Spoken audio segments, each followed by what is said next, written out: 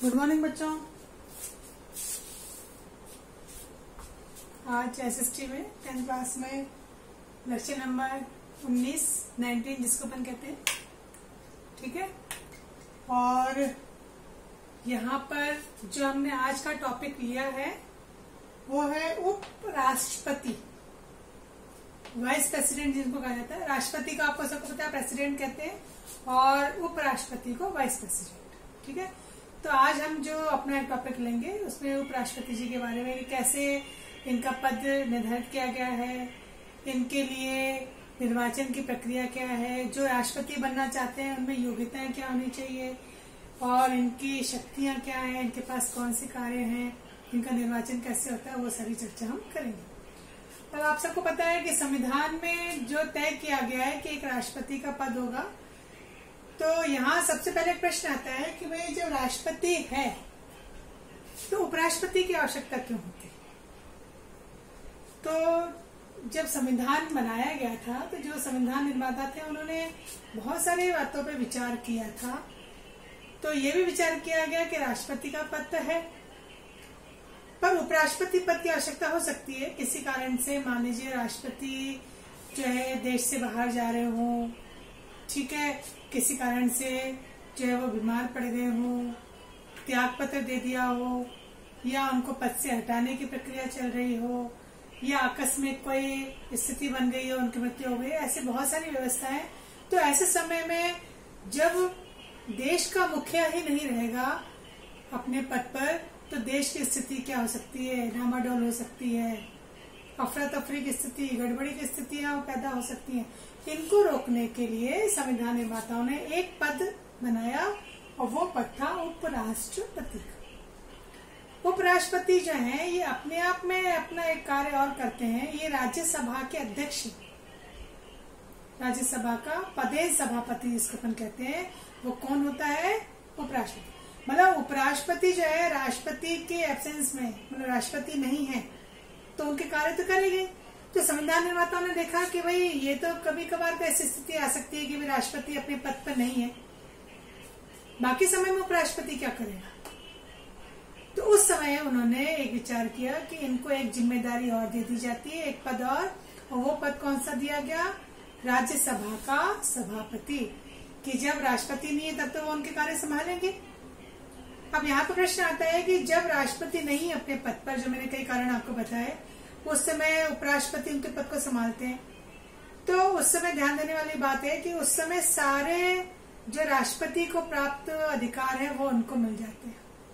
उनको मिलने वाला वेतन, ठीक है, उनको जो वेतन भत्ते मिल रहे हैं, उनको जो उन्मुक्तियां मिल रही है, कई चीज से जो मुक्त होते हैं, आलोचना से मुक्त है, जो भी है, ठीक है, और उनसे संबंधित जो भी चीजें हैं वो सब उपयोग कौन करेगा, उपराष्ट्रपति करेंगे। और राष्ट्रपति के जितने भी अधिकार हैं, शक्तियां हैं, वो सारी पावर किसके पास आ जाती है, उपराष्ट्रपति के पास।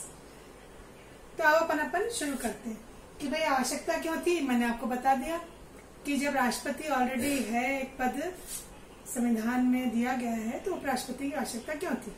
तो अपन ने बात कर ली उसकी। अब अपन बात करते हैं कि निर्वाचन कैसे होता है राष्ट्रपति का, उपराष्ट्रपति का। तो राष्ट्रपति उपराष्ट्रपति का निर्वाचन में कुछ चीजें अलग है। राष्ट्रपति अभी अपन ने पूरा किए पार्ट, तो आपको ध्यान होगा राष्ट्रपति के निर्वाचन में, राष्ट्रपति के निर्वाचन में अपन ने जो देखा था, एक निर्वाचक मंडल होता है। मैं पुराना याद दिला रही हूँ आपको। उसमें संसद के दोनों सदन, कौन से दोनों सदन, लोकसभा राज्यसभा के सदस्य जो है। अब यहाँ ध्यान देना, लोकसभा राज्यसभा के यहाँ पर जो सदस्य थे उसमें दो तरह के सदस्य होते हैं।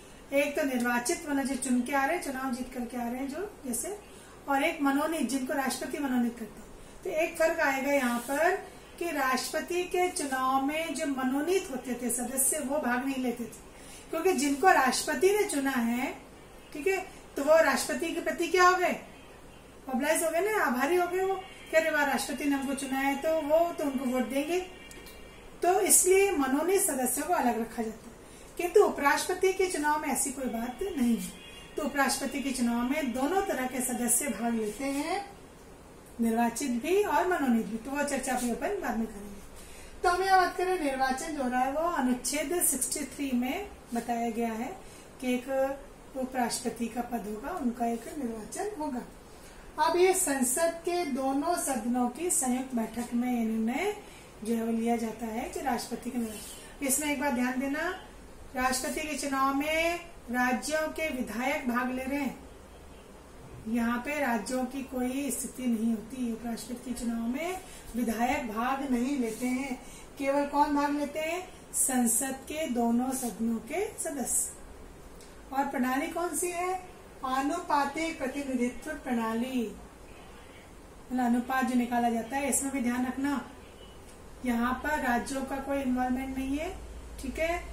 वहां पर तो क्या था, सांसदों का राष्ट्रपति के चुनाव में विधायकों का मूल्य अलग अलग था वोट का, ध्यान है।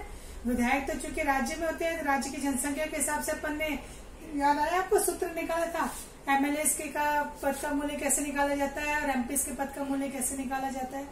यहाँ पर सबका मूल्य एक ही है, क्योंकि यहाँ पर केवल कौन भाग ले रहे हैं?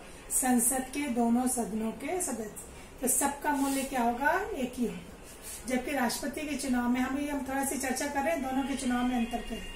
एक तो राष्ट्रपति के चुनाव में मनोनीत भाग नहीं लेते हैं, उपराष्ट्रपति के चुनाव में मनोनीत भाग लेते हैं, क्योंकि मनोनीत को उपराष्ट्रपति ने नहीं चुना है, इसलिए वो वहां पे वोट दे सकते हैं। और यहाँ पे केवल सांसद भाग लेते हैं, वहां पर विधायक भी भाग लेते थे राष्ट्रपति के चुनाव। वहां पे राष्ट्रपति के चुनाव में विधायक और सांसदों का मूल्य अलग अलग होता था, यहाँ पर सांसद ही भाग ले रहे और उनका मूल्य एक ही है। दोनों का मूल्य क्या होगा? वोट का मूल्य एक ही माना जाता है। एकल संक्रमणीय मत पद्धति द्वारा जो राष्ट्रपति के चुनाव में था वो गुप्त मतदान, वो आपको मालूम है। तो इसके लिए जो वोट की प्रक्रिया है, तो जैसे अगर आपको ध्यान हो, राष्ट्रपति के चुनाव में हमने देखा था कि राष्ट्रपति पद के लिए जो व्यक्ति खड़ा हो रहा है तो उसके पक्ष में 50 प्रस्तावक, अपने गिनती देखी थी कि 50 हामी भर रहे हैं कि हाँ हम इनके लिए हामी भरते हैं कि ये जो है राष्ट्रपति चुनाव के लिए व्यक्ति उपयोगी है या उपयुक्त है। और 50 उनके अनुमोदक होते हैं कि हाँ इनने जो बात कही हम उसकी क्या करते हैं? सहमति देते हैं। 50-50। किंतु उपराष्ट्रपति के चुनाव में 20 प्रस्तावक और 20 अनुमोदक, ठीक है। फिर जमानत राशि दोनों की समान है, 15,000 राष्ट्रपति के समय में भी जो चुनाव में खड़े हो रहे हैं 15,000 राशि जमा करानी पड़ती जमानत के रूप में, और यहाँ पर भी 15,000 राशि जमा करानी पड़ती। और जब 1/6 से कम वोट, वैध वोट जो है ना वोट पड़ते हैं, कम वोट प्राप्त होते हैं, तो इनकी जमानत की जो राशि है वो क्या हो जाती है? जब्त हो जाती है, ठीक है। तो कम से कम अब क्या है कि आजकल राष्ट्रपति के चुनाव में, राष्ट्रपति चुनाव में ज्यादा लोग तो खड़े होते नहीं है, तो इसके लिए चुनाव में भी क्या देखा जाता है, अपन यहाँ पर आते हैं कि उपराष्ट्रपति के चुनाव में अपन ने बात की संसद के दोनों सदनों के सदस्य, ठीक है। संसद के दोनों सदन, कौन से दोनों सदन? लोकसभा और राज्यसभा। यहाँ मैंने देखो विधायक पे क्रॉस लगाया हुआ है, विधायक कहाँ होते हैं? राज्यों में, वो भाग नहीं लेंगे। अब लोकसभा में जो निर्वाचित है वो 543 और 2 मनोनीत होते हैं एंग्लो इंडियन, आंग्ल भारतीय। तो टोटल मिला के कितने हो गए? 545।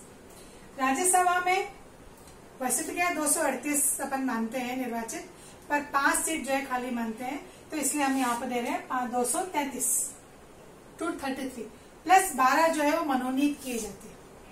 मनोनीत है जो अपन ने बात की थी राष्ट्रपति के समय, खेल, पत्रकारिता, साहित्य, कला, संस्कृति, विज्ञान, सहकारिता, यहाँ से जो उपलब्धि हासिल करते हैं उनको राष्ट्रपति मनोनीत करते हैं। तो यहाँ पे संख्या हो जाती है 245। तो इन दोनों को मिलाकर के संख्या बनती है 790। तो 790 सदस्य जो है वो वोट देते हैं, सबका मूल्य एक समान होता है। तो जो कुल वोट पड़ने चाहिए, तो मान लीजिए जैसे 2 लोग प्रत्याशी हैं उपराष्ट्रपति पद के लिए, तो कम से कम 50% तो वोट बनना ही चाहिए, इतना तो होना ही चाहिए।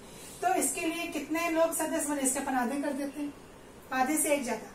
तो अगर अपन 2 का भाग देते हैं किसमें? 790 में, तो तकरीबन आता है अपना 395, 391 प्लस 1 कर दो उसमें, तो 396 जो है सांसद जो है 50% वोट देते हैं, तो उपराष्ट्रपति का चुनाव हो जाता है। इसके लिए क्या आता है, जो वोट दे रहे हैं इनको एक मतपत्र दिया जाता है, जो कि अपन राष्ट्रपति के समय में भी देखा था। ABCD मान अपन कहते हैं 4 लोग कैंडिडेट चुनाव में है, तो जो ये सांसद वोट दे रहे हैं तो ये इसमें क्या करते हैं, अपनी चॉइस, जैसे किसी ने कहा भाई पहले नंबर पे तो हम बी को देते हैं, दूसरे नंबर पे डी को, तीसरे में ए को, चौथे में सी को। हम मानते हैं कि भाई पहले नंबर पे तो हम इसको देते हैं, ये बनना चाहिए, दूसरे नंबर पे चॉइस हमारी ये, तीसरे में, चौथे में। और कभी कभी ऐसा भी हो सकता है कि केवल वो एक ही चॉइस लिखेंगे, नहीं भाई हमको तो एक ही नंबर देना, हम इसके अलावा किसको नंबर लेंगे, वो अलग बात हो जाती। तो ऐसे में जिसको सबसे कम वोट मिलते हैं, जो राष्ट्रपति के समय देखा था अपन, उसको लिस्ट में से हटा दिया जाता है और उनके जो वोट है सेकंड कैटेगरी में जिसको इन्होंने दिया, थर्ड में, उसको उनको बांट दिया जाता है। अब चूंकि 2 ही मेंबर है मान लीजिए, तो दोनों के आधे आधे बढ़ जाएंगे। तो इस तरह से यहाँ पर चुनाव की प्रक्रिया हो जाती है। और फिर जब ये गुप्त मतदान होता है, जब ये चुनाव की प्रक्रिया पूरी हो जाती है, ठीक है। पर ये तो अपन ने पहले चुनाव की बात कर ली, पर जो व्यक्ति उपराष्ट्रपति के पद के लिए आना चाहता है उसमें योग्यताएं क्या होनी चाहिए? योग्यता तो ये कि देखो भाई भारत का नागरिक हो, आयु उसकी वही 35 वर्ष हो चुकी हो या उससे ज्यादा हो, और राज्यसभा द्वारा निर्धारित सभी योग्यताओं को पूरा करता हो। यहाँ इस पॉइंट को ध्यान देना जरूरी है, ये तो आप लोग को याद रह जाएगी। राज्यसभा क्यों? कुछ बातें मैंने आपको इसलिए शुरू में बता दी थी कि जब निर्माताओं ने, जो इन्होंने संविधान बनाया था, जब सोचा कि एक पद और होना चाहिए उपराष्ट्रपति का, तो उपराष्ट्रपति किसके लिए बनाया गया था कि भाई राष्ट्रपति नहीं, पर राष्ट्रपति के साथ तो बहुत कम ऐसी स्थिति आती है, तो बाकी समय में उपराष्ट्रपति क्या करेगा? तो उपराष्ट्रपति को क्या बनाया गया था? पदेन सभापति। कहाँ का? राज्यसभा का। तो इसलिए उसको ये कंडीशन दी गई है कि राज्यसभा का सदस्य बनने के लिए जो योग्यताएं होनी चाहिए वो उस व्यक्ति में होना चाहिए जो किसके लिए चुनाव लड़ रहा है? उपराष्ट्रपति। तो राज्यसभा के द्वारा निर्धारित जो योग्यताएं हैं वो पूरी करता, और वही आपको ध्यान है लाभ के पद पर ना हो। ये तो एक बात है, पर ये 4 कैटेगरी मैंने राष्ट्रपति के समय में समझाई थी। राष्ट्रपति, उपराष्ट्रपति, राज्यों के राज्यपाल और केंद्र और राज्य के मंत्री, इनको इस बात से मुक्ति दी गई है कि भाई ये अपने पद पर रहते हुए, जैसे है ना कि भाई लाभ का पद अगर है तो आपको छोड़ना पड़ेगा, तो 4 तरह के लोग अपने पद पर रहते हुए भी चुनाव लड़ सकते हैं। ठीक है। अब कार्यकाल अपन देखते हैं। 5 वर्ष का कार्यकाल है, पर पदेन सभापति है यहाँ पर, तो वो कार्यकाल वहां का 6 वर्ष का होगा, पर इनका कितना होगा? 5।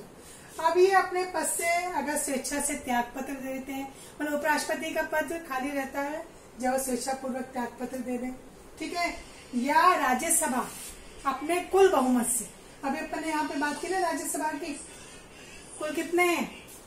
वैसे तो अभी अपन ने कहा था 250, पर 5 फ्री रखे गए हैं तो 245।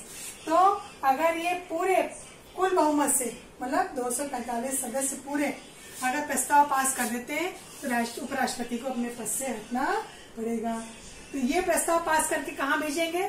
अगर आपको ध्यान हो, हमने बात की थी कि उपराष्ट्रपति को हटाने के लिए प्रस्ताव पहले कहाँ लाया जाएगा? वो जहाँ का सदस्य है, मतलब जहाँ का सभापति है, राज्यसभा में, फिर वहां से कहा जाएगा, और दोनों की सहमति चाहिए, दोनों सदनों की, तो फिर ये जाएगा लोकसभा में। पर वहां केवल एक औपचारिकता के लिए सामान्य सहमति जरूरी है। सारी जो योजना, सारी जो प्रणालियों कहाँ पूरी जाती है?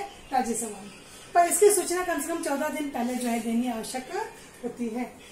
एक बात और अलग है यहाँ पर, राष्ट्रपति को पद से हटाने के लिए अपन ने देखा था महाभियोग, ठीक है, तो उसमें कारण बताना पड़ता था, और एक कारण प्रमुख था संविधान का उल्लंघन, तो राष्ट्रपति को पद से हटाना। उपराष्ट्रपति को पद से हटाने के लिए किसी कारण की आवश्यकता नहीं होती है, अपने आप इनको हटाया जा सकता है, कोई कारण नहीं बताना, मतलब कारण बताना कोई आवश्यक नहीं होता। ये यहाँ पर इनकी जो है बातें होती है। राष्ट्रपति के लिए तो आवश्यक नहीं, संविधान का उल्लंघन किया उन्होंने, इसलिए इनको पद से हटा रहे। उपराष्ट्रपति की ऐसी कोई आवश्यकता नहीं होती। और जब ये उपराष्ट्रपति राष्ट्रपति का कार्यभार संभालते हैं तो उस स्थिति में इनको राष्ट्रपति को जो अधिकार मिलते हैं, इनको जो वेतन भत्ते मिलते हैं, उनको जो उन्मुक्तियां होती हैं, जिनकी जो शक्तियां होती हैं, सारी जो है वो मिल जाती है। जब तक कि नया राष्ट्रपति नहीं आ जाता तब तक वो उनके कार्यभार को संभालते हैं। ठीक है। अब इनकी शक्तियां देखते हैं अपन। उपराष्ट्रपति की तो पहली शक्ति है वो राज्यसभा के क्या होते हैं? पदेन सभापति। तो सभापति है, सदस्य नहीं है, क्योंकि जब भी कोई प्रस्ताव आता है तो सदस्य अपना मतदान करते हैं किसी विधेयक को कानून बनाने में। इनको मतदान का अधिकार नहीं है, मतदान नहीं करते हैं, किंतु किसी प्रस्ताव पर अगर दोनों पक्ष के वोट बराबर आ जाते हैं, पक्ष और विपक्ष में, और टाई वाला, जैसे आपने मैच में देखा होगा टाई हो जाता है, निर्णय नहीं होता, तब वो अपना एक मत दे सकता है किसी भी पक्ष में। ठीक है, तो निर्णायक मत देने का इसको अधिकार है। और निम्न परिस्थितियों में वो राष्ट्रपति का पद संभालता है। कौन सी परिस्थितियों में? राष्ट्रपति की मृत्यु हो जाए, राष्ट्रपति त्याग पत्र दे दे, राष्ट्रपति के ऊपर महाभियोग की प्रक्रिया चल रही हो, ठीक है, उनका स्थान खाली हो गया हो, ठीक है, वो बीमार हो, अवकाश लिया हो उन्होंने, ठीक है, या वो कहीं विदेश यात्रा पर गए हुए हों, ऐसी स्थिति में उपराष्ट्रपति उनका कार्य संभालता है। तो ये बच्चों आज अपन ने चर्चा की किसके ऊपर? उपराष्ट्रपति के पद के ऊपर की क्या क्या व्यवस्था है, तो कैसे इनमें योग्यताएं चाहिए और क्या क्या परिस्थितियां हैं, कैसे चुनाव होते हैं इनके, ठीक है, कार्यकाल क्या है, और किस प्रकार से वो राष्ट्रपति के पद को संभालते हुए अपनी एक जिम्मेदारी और पूर्ण करते हैं। वो कौन सी जिम्मेदारी है? राज्यसभा के सभापति। ठीक है, तो उपराष्ट्रपति अपने पद पर रहते हुए पदेय सभापति भी कहलाते। तो यहाँ पे अपनी ये चर्चा पूरी हुई, और हमेशा की तरह जैसे कि अपन करते हैं ऑडियो में आपको बता दिया जाएगा उपराष्ट्रपति के बारे में आपको क्या लिखना है, तो इसको आप ध्यान से देख लें। ठीक है।